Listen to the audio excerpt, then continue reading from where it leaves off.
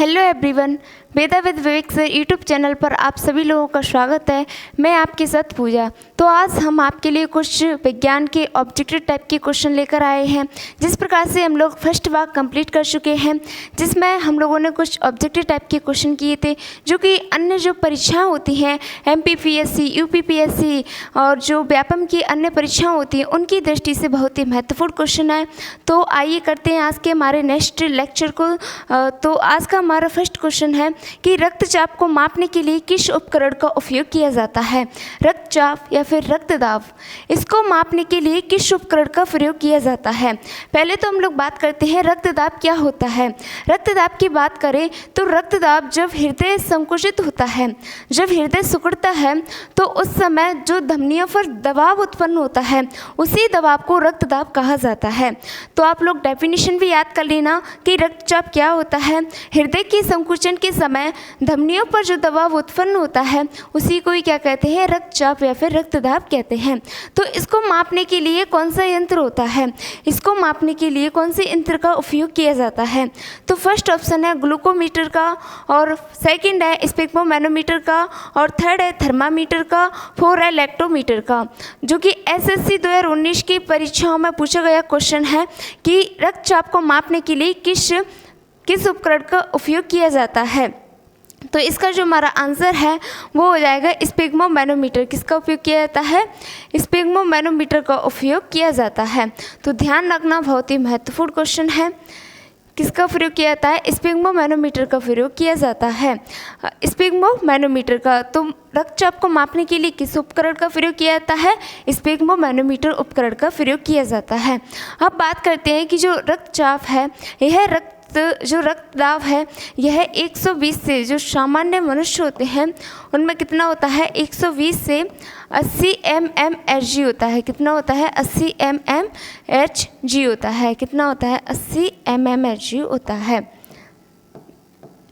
तो जो रक्तदाब है, यह सामान्य मनुष्य में कितना होता है, 120 से 80 mmHg होता है। इसका मतलब है कि अधिकतम जो रक्तदाब है यह 120 होना चाहिए अधिकतम, और न्यूनतम कितना होना चाहिए, अधिकतम कितना होना चाहिए, अधिकतम होना चाहिए 120, और न्यूनतम कितना होना चाहिए, न्यूनतम होना चाहिए 80। अगर 120 से रक्तदाब अधिक हो जाता है, अगर रक्तदाब की अवस्था 120 से अधिक हो जाती है, तो इस समय 120 से जब रक्तदाब अधिक हो जाता है, तो इस समय एक अवस्था उत्पन्न हो जाती है जिसे हाइपरटेंशन कहते हैं। क्या कहते हैं, हाइपरटेंशन कहते हैं। अब यह जो हाइपरटेंशन है, ये किस कारण से होता है।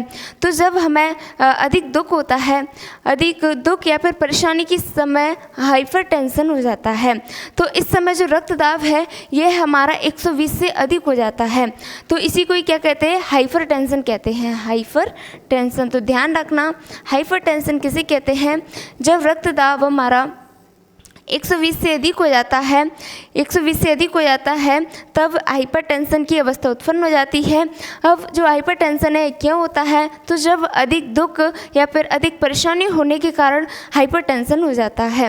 अब इसी प्रकार एक और अवस्था होती है, इसका जो न्यूनतम रक्तदाब है वो कितना होना चाहिए, 80 होना चाहिए। अगर इस न्यूनतम रक्तदाब 80 से अगर ज़्यादा कम हो जाता है, 80 से अगर रक्तदाब कम हो जाता है, तो उस समय एक अवस्था उत्पन्न हो जाती है, इसे हाइपोटेंशन कहते हैं। क्या कहते हैं, हाइपोटेंशन। तो कंफ्यूज ना हो कि हाइपोटेंशन और हाइपरटेंशन दोनों अलग अलग हैं। हाइपरटेंशन है जो कि जब रक्तदाब 120 से अधिक हो जाता है, उस समय यह अवस्था उत्पन्न होती है, और जब रक्तदाब 20 से 80 से कम हो जाता है, तो उस समय हाइपोटेंशन की अवस्था उत्पन्न होती है। तो रक्तचाप को मापने के लिए कौन से यंत्र का उपयोग किया जाता है, कौन से उपकरण का उपयोग किया जाता है, स्पेक्ट्रोमैनोमीटर यंत्र का उपयोग किया जाता है। आगे बात करते हैं हम लोग नेक्स्ट क्वेश्चन की। तो इसी प्रकार बहुत ही महत्वपूर्ण क्वेश्चन है, जो कि कई परीक्षाओं में पूछे गए क्वेश्चन हैं। तो आप लोग इनको अच्छे से लगा लेना। हमारा नेक्स्ट क्वेश्चन है, जो कि आपके सामने है स्क्रीन पर, कि जो लब डब ध्वनि होती है, लब डब ध्वनि किस क्रिया के कारण उत्पन्न होती है? लब डब ध्वनि यह किस क्रिया के कारण उत्पन्न होती है? फर्स्ट ऑप्शन है बड़ी आंत, सेकंड है फेफड़े और थर्ड है हृदय और फोर है ग्रासनली। तो किस क्रिया के कारण लब डब ध्वनि उत्पन्न होती है? बहुत ही महत्वपूर्ण क्वेश्चन है। एनडीए 2015 की परीक्षा में पूछा गया क्वेश्चन है कि लब डब ध्वनि कब उत्पन्न होती है। अब लब डब ध्वनि की बात करें, जब हृदय के बारे में हम लोग अध्ययन करते हैं, हृदय की जो संरचना है वो कुछ इस प्रकार से होती है। हम लोग समझने के लिए सिर्फ इसको ऐसा बना रहे हैं कि जो हृदय है इसकी संरचना कुछ इस प्रकार से होती है। हम लोगों ने देखा था कि इसके अंतर्गत 4 कोष्ठक पाए जाते हैं। कितने? 4 कोष्ठक पाए जाते हैं। इसमें 2 आलंद तथा 2 निलय उपस्थित होते हैं। इधर बात करें तो इधर बायां आलंद 2 आलंद तथा 2 निलय उपस्थित होते हैं। तो इधर इसमें बायां आलंद और इधर इसमें दायां आलंद पाया जाता है और इधर इसमें बायां निलय तथा दायां निलय। तो इस प्रकार से इसमें 4 कोष्ठक उपस्थित होते हैं। 2 आलंद तथा 2 निलय पाए जाते हैं। इसमें से एक बायां आलंद तथा दायां निलय और बायां आलंद और बायां निलय तथा दायां आलंद और दायां निलय। इस प्रकार से इसमें 4 कोष्ठक उपस्थित होते हैं। अब हम लोगों ने देखा था कि जो हृदय है इसमें जब अशुद्ध रक्त प्रवेश करता है तो उस समय जब अशुद्ध रक्त दाएं आलंद में प्रवेश कर जाता है, दाएं आलंद में जब अशुद्ध रक्त आ जाता है तो यहाँ पर कुछ कपाट पाए जाते हैं। 3 कपाट पाए जाते हैं। इन्हें त्रिदलीय कपाट कहते हैं। क्या कहते हैं? इन्हें त्रिदलीय कपाट कहते हैं। इन कपाट के माध्यम से ही जो अशुद्ध रक्त है ये हमारा दायां जो निलय है उसमें प्रवेश करता है। तो जो कपाट हैं इन कपाटों के माध्यम से ही जो अशुद्ध रक्त है किस में प्रवेश कर रहा है? दाएं निलय में प्रवेश करता है। तो जब ये कपाट हैं इनमें कुछ ढक्कन पाए जाते हैं। तो जब रक्त इसमें प्रवेश करता है तो ये ढक्कन खुल जाते हैं और जब रक्त दाएं निलय में प्रवेश कर जाता है तो ये ढक्कन फिर से बंद हो जाते हैं। तो इसी प्रकार से क्रिया चलती रहती है। ढक्कन खुलते हैं फिर बंद होते हैं। तो इससे जो ध्वनि उत्पन्न होती है इसी ध्वनि को ही क्या कहते हैं? लब डब ध्वनि कहते हैं। तो ध्यान रखना, लब डब ध्वनि क्या होती है? जब अशुद्ध रक्त दायां आलंद होता है उसमें प्रवेश कर जाता है, फिर दायां आलंद है उससे जब दाएं निलय में अशुद्ध रक्त प्रवेश करता है तो यहाँ पर 3 कपाट पाए जाते हैं। इन्हें त्रिदलीय कपाट भी कहते हैं। इन कपाटों में कुछ ढक्कन पाए जाते हैं। जब ये ढक्कन खुलते हैं तो अशुद्ध रक्त जो दायां निलय है उसमें प्रवेश करते हैं। तो इसी प्रकार से ढक्कन खुलते हैं और बंद होते हैं। तो इससे जो ध्वनि उत्पन्न होती है उसी को ही क्या कहते हैं? लब डब ध्वनि कहते हैं। तो इसका जो हमारा आंसर है वह क्या हो जाएगा? हृदय। किससे संबंधित है? हृदय से संबंधित है। किससे संबंधित है? हृदय से संबंधित है। तो ध्यान रखना, लब डब ध्वनि किससे संबंधित है?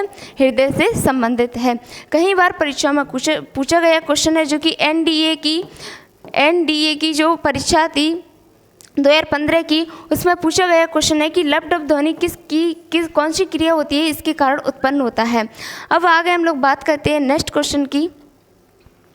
तुम्हारा नेक्स्ट क्वेश्चन है जो कि स्क्रीन पर आपके सामने।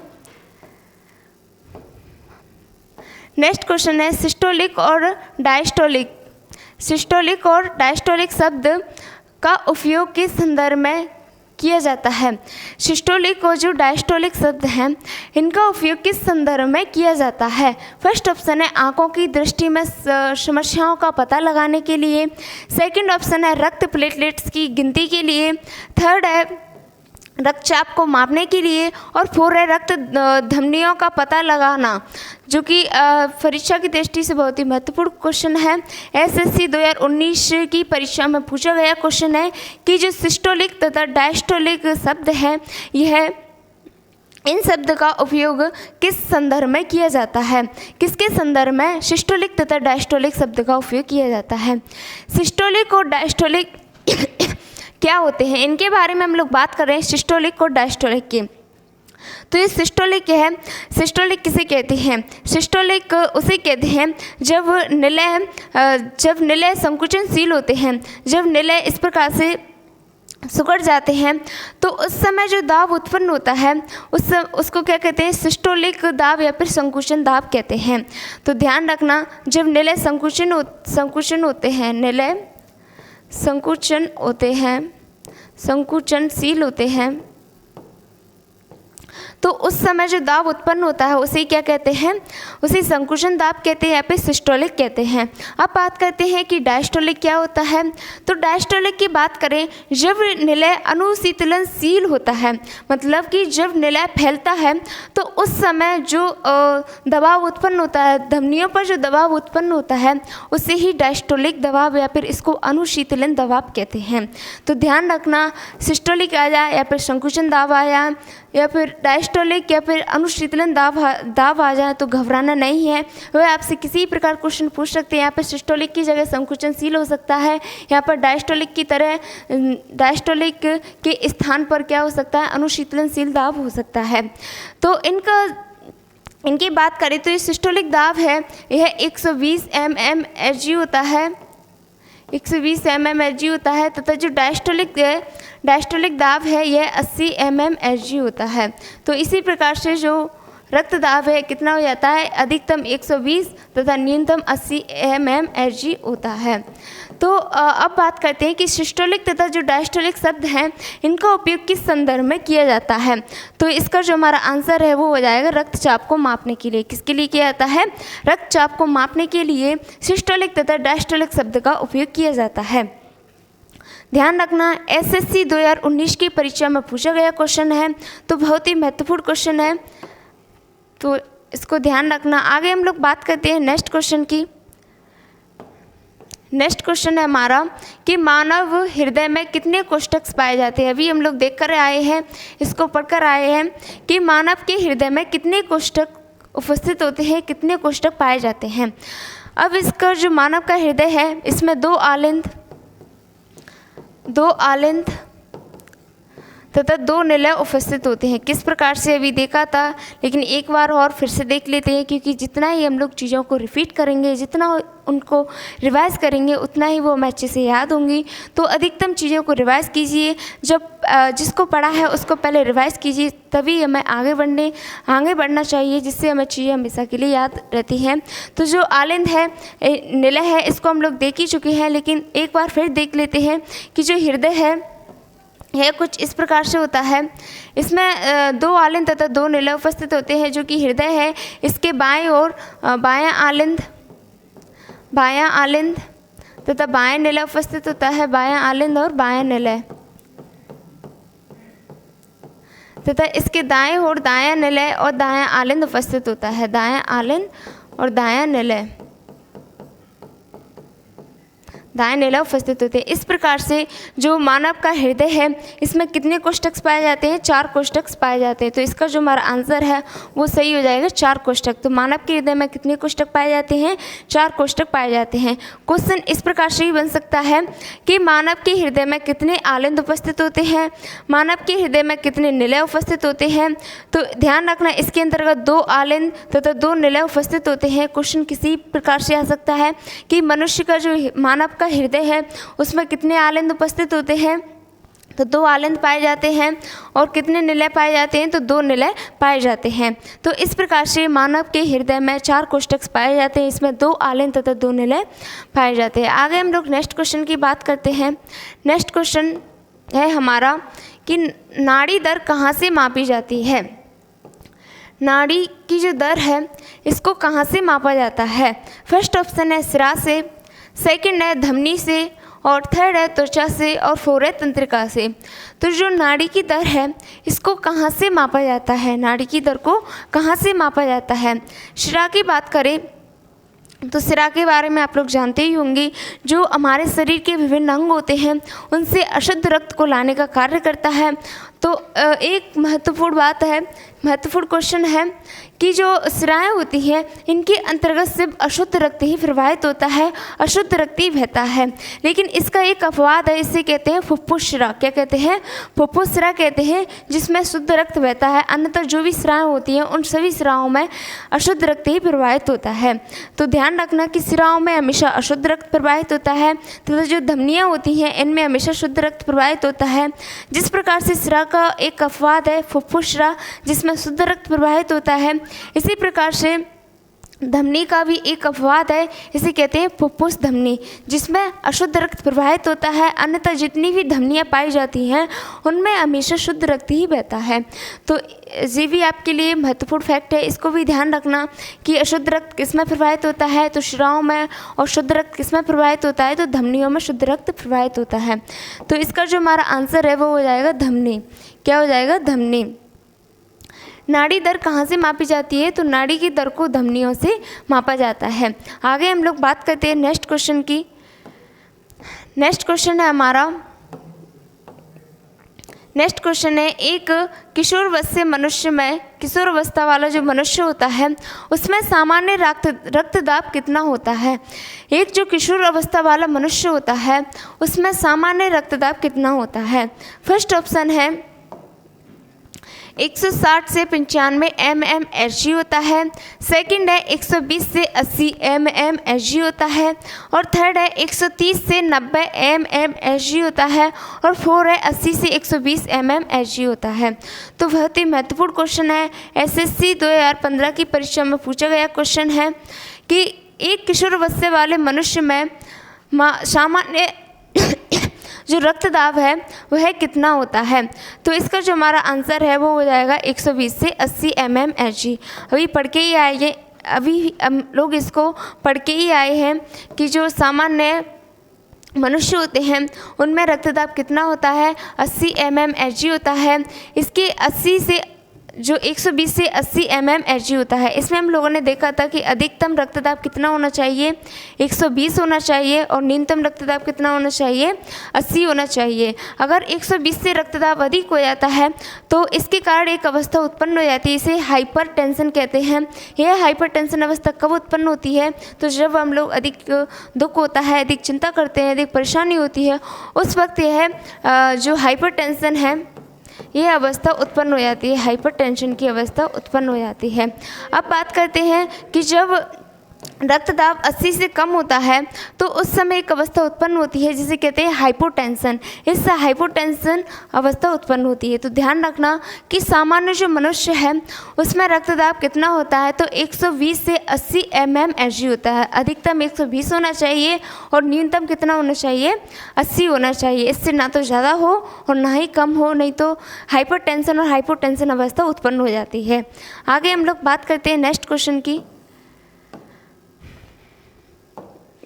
नेक्स्ट क्वेश्चन है कि दौड़ लगाते समय मनुष्य का रक्तचाप क्या होता है? जब दौड़ लगाते हैं तो उस समय मनुष्य के रक्तचाप में क्या परिवर्तन होता है? मनुष्य का रक्तचाप बढ़ता है या फिर घटता है, ऊपर नीचे होता रहता है या फिर सामान्य उसी अवस्था में रहता है, एक समान रहता है? तो जो मनुष्य का रक्तचाप है, जब मनुष्य दौड़ लगाते हैं तो उस समय रक्तचाप का बढ़ता है। फर्स्ट ऑप्शन है बढ़ जाता है, सेकंड है घट जाता है, और थर्ड है ऊपर नीचे होता रहता है, और फोर है एक समान रहता है। तो इसका जो हमारा आंसर है वो हो जाएगा क्या हो जाता है? इसका जो आंसर है वो हो जाएगा घट जाता है। जब दौड़ लगाते हैं तो उस समय मनुष्य का रक्तचाप क्या हो जाता है? घट जाता है। और कल हम लोगों ने देखा था, इससे जो फर्स्ट वाली क्लास थी उसमें देखा था कि जब हम लोग सोते हैं तो उस समय रक्तचाप क्या होता है? घटता है, बढ़ता है या फिर ऊपर नीचे होता रहता है, एक समान रहता है। तो उसका जो आंसर था वो था बढ़ जाता है। जब हम लोग सोते हैं तो उस समय रक्तचाप क्या हो जाता है? बढ़ जाता है। और जब दौड़ लगाते हैं तो उस समय रक्तचाप क्या हो जाता है? घट जाता है। तो इसका जो हमारा आंसर है वो हो जाएगा घट जाता है। दौड़ लगाते समय मनुष्य का रक्तचाप क्या हो जाता है? घट जाता है। रक्तचाप की हम लोग बात कर ही चुके हैं कि जब हृदय संकुचन होता है हृदय का, उस समय जो धमनियों पर जो दबाव उत्पन्न होता है, धमनियों पर जो दबाव उत्पन्न होता है, इसी दबाव को क्या कहते हैं? रक्तचाप या फिर रक्तदाब कहते हैं। आगे बात करते हैं नेक्स्ट क्वेश्चन की। नेक्स्ट क्वेश्चन है हमारा जो कि आपके सामने, नेक्स्ट क्वेश्चन क्या है हमारा, नेक्स्ट क्वेश्चन है सामान्य जीवन काल में मनुष्य का हृदय लगभग कितनी बार धड़कता है। सामान्य जीवन काल में मनुष्य का हृदय लगभग कितनी बार धड़कता है। तो इसका फर्स्ट ऑप्शन है 1 अरब बार, सेकंड है 2 अरब बार, थर्ड है 3 अरब बार, 4 है 4 अरब बार। तो सामान्य जीवन काल में मनुष्य का हृदय लगभग कितनी बार धड़कता है। अब इसकी हम लोग बात करें तो इसका सही आंसर हो जाएगा 2 अरब बार। कितनी बार धड़कता है, 2 अरब बार धड़कता है। अब क्वेश्चन आता है आपके लिए कि 1 मिनट में हृदय कितनी बार धड़कता है। 1 मिनट में हृदय कितनी बार धड़कता है। तो 1 मिनट में कितनी बार धड़कता है, 72 बार। तो फिर एक बार हृदय कितने समय में धड़केगा। जब 1 मिनट में कितनी बार धड़क रहा है, 72 बार, तो फिर 1 मिनट में कितनी बार तो फिर एक बार कितने समय में धड़केगा, तो 0.8 सेकंड में। कितने में, 0.8 सेकंड में धड़केगा। तो ध्यान रखना, क्वेश्चन किसी प्रकार से पूछ सकते हैं वो आपसे कि हृदय, मनुष्य का जो हृदय है 1 मिनट में कितनी बार धड़कता है, तो 72 बार। और मनुष्य का हृदय एक बार कितने समय में धड़कता है, तो 0.8 सेकंड बार। और सामान्य जीवन काल में मनुष्य का हृदय लगभग कितनी बार धड़कता है, तो 2 अरब बार। तो ध्यान रखना, क्वेश्चन किसी प्रकार से आ सकता है, हमें बिल्कुल भी घबराना नहीं है। आगे हम लोग बात करते हैं नेक्स्ट क्वेश्चन की।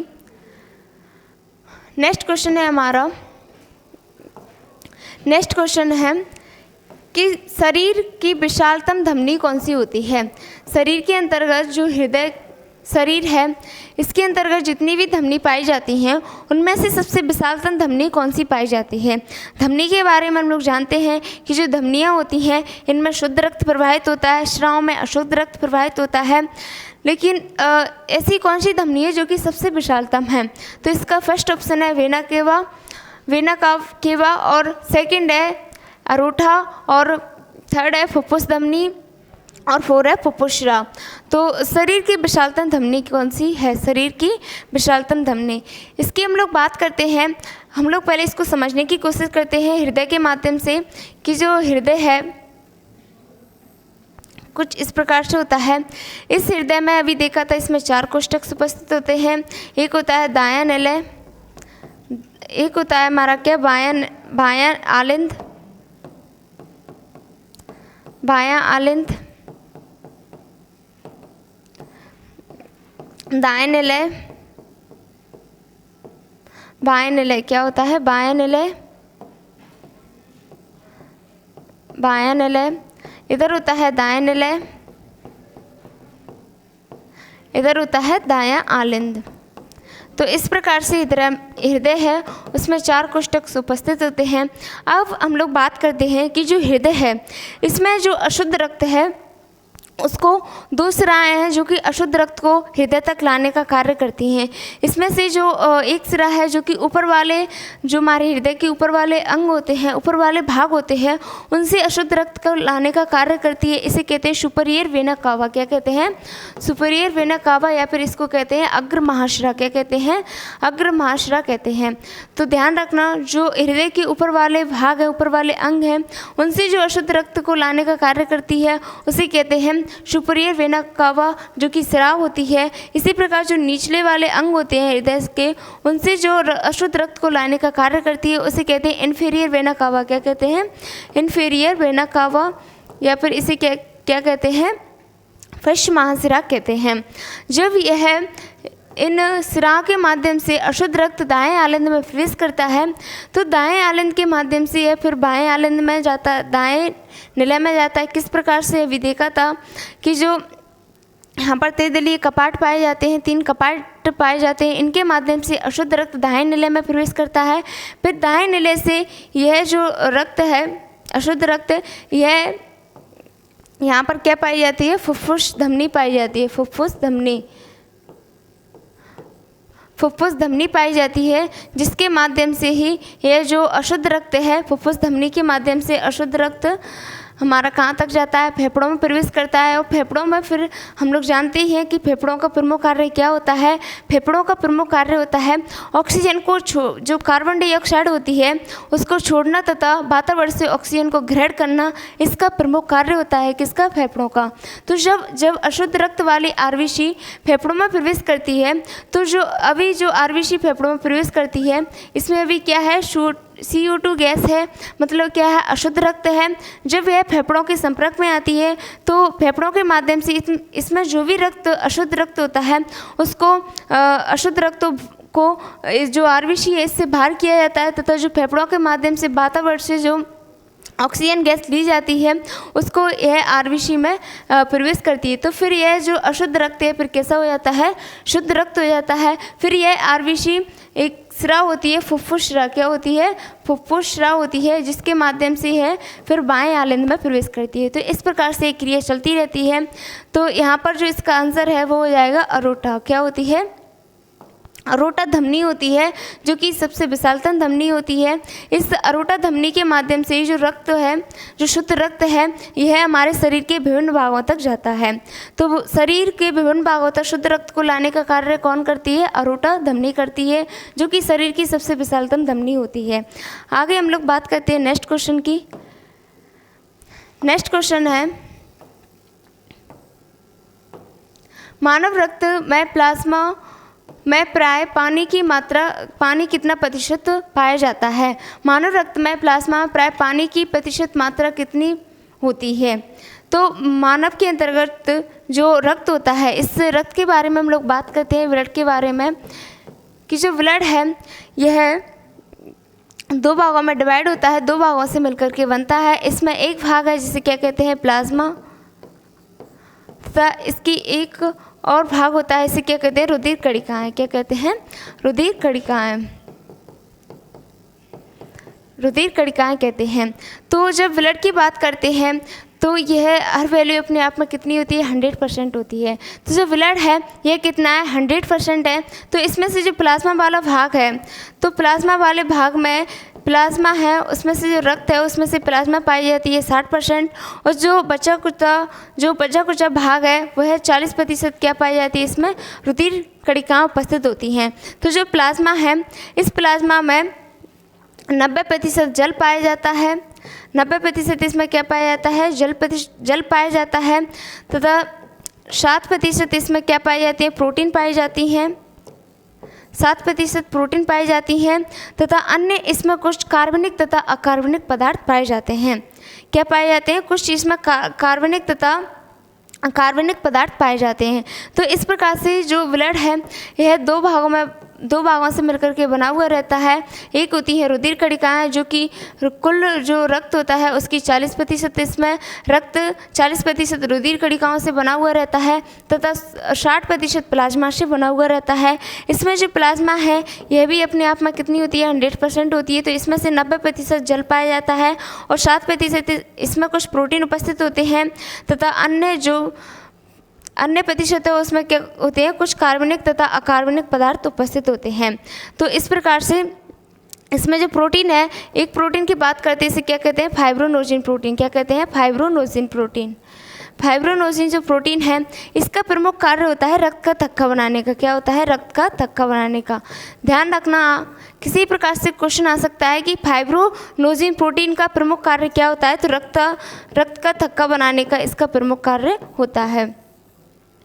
आगे हम लोग बात करते हैं, तो मानव रक्त प्लाज्मा में प्राय पानी कितना प्रतिशत पाया जाता है, तो कितना प्रतिशत पाया जाता है, 90 से 92% पाया जाता है।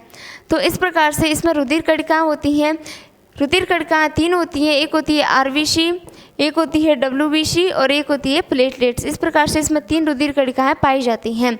तो इस प्रकार से हमारा जो रक्त है इसमें 60% प्लाज्मा पाया जाता है और 40% इसमें रुधिर कणिकाएं पाई जाती हैं। इसमें से जो प्लाज्मा का 60% है, इसमें से 90% इसमें जल पाया जाता है, और 7% इसमें प्रोटीन पाए जाते हैं, तथा इसमें कुछ अकार्बनिक तथा कार्बनिक पदार्थ भी पाए जाते हैं। आगे बात करते हैं हम लोग नेक्स्ट क्वेश्चन की। नेक्स्ट क्वेश्चन है, मानव रुधिर का पीएच मान कितना होता है? मानव के रक्त का पीएच मान कितना होता है? बहुत ही महत्वपूर्ण क्वेश्चन है, कहीं परीक्षा में पूछा गया क्वेश्चन है और परीक्षा जो आने वाली है उनमें ही पूछा जाने वाला क्वेश्चन है। एसएससी 2011 की परीक्षा में पूछा गया क्वेश्चन है कि मानव रुधिर का पीएच मान कितना होता है? मानव के रुधिर का, मानव के रक्त का पीएच मान कितना होता है? फर्स्ट ऑप्शन है 7.2, सेकंड है 7.8, थर्ड है 6.6 और फोर्थ है 7.4। तो जो मानव का रक्त है इसका पीएच मान होता है 7.4। कितना होता है? 7.4 होता है। ध्यान रखना, बहुत ही महत्वपूर्ण क्वेश्चन है, कहीं परीक्षा में पूछा गया क्वेश्चन है कि मानव का जो रक्त है उसका पीएच मान कितना होता है? 7.4 होता है। 7.4 इसका पीएच मान है तो ये कैसा होगा? क्षारीय होगा। कैसा होगा? क्षारीय होगा। अगर इसका पीएच मान 7 से कम होता तो ये कैसा होता? अम्लीय होता।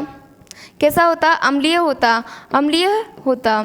अगर इसका पीएच मान 7 होता तो फिर ये कैसा होता? उदासीन होता। तो इसका पीएच मान 7.4 है तो ये कैसा है? क्षारीय है। तो जो मानव का रक्त है इसका पीएच मान कितना होता है? 7.4 होता है। ध्यान रखना, बहुत ही महत्वपूर्ण क्वेश्चन है। तो आज हम लोगों ने कुछ जो परीक्षा में पूछे जाने वाले क्वेश्चन हैं उनका अध्ययन किया था। आगे हम लोग आपके लिए इसी प्रकार से कुछ जो बायोलॉजी के ऑब्जेक्टिव टाइप के क्वेश्चन लाते रहेंगे। तो आज के लिए इतना ही। Thank you so much.